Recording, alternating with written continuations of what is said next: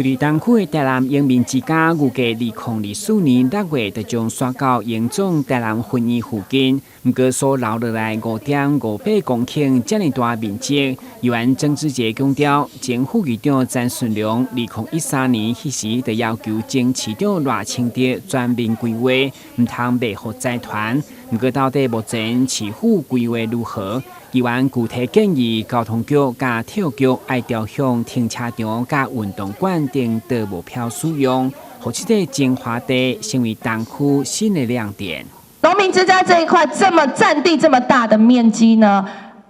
我在这边要正式的跟我们体育局还有我们的交通局来做一个建议哈。之前也有跟你们来做探讨。那交通局呢取得这块地的这个使用权，那准备来规划这个立体停车场，是不是局长？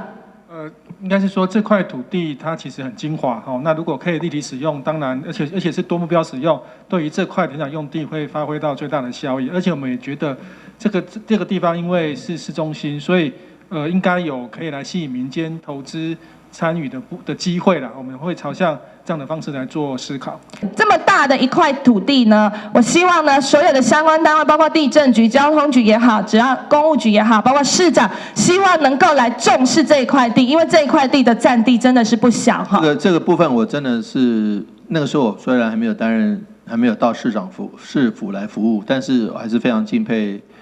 曾前副议长他的一个高瞻远瞩，所以能够找到那个地方，一方面对荣家来讲，他们能够接近荣民医院，好，那是对他们医养合一很有帮助，而且这个就医方面，对市府来讲，对于这个地方的蛋黄区能够得到更充分的发展，也是得益。议员进一步针对市长顺应民意，7月开办老人健保费补助，一档需要28亿。另外，每年军公教加薪4%，一档将增加20亿。以及警勤假期，今年7月嘛将调高15%，一档至少增加2亿，加起就要50亿。加上台南市负债严重，至于市长到底钱对倒来？对此市长回应，虽然捉襟见肘，不过也是只会当对预算编列，积极向中央争取建设费。台南新闻阮子林根采访报道。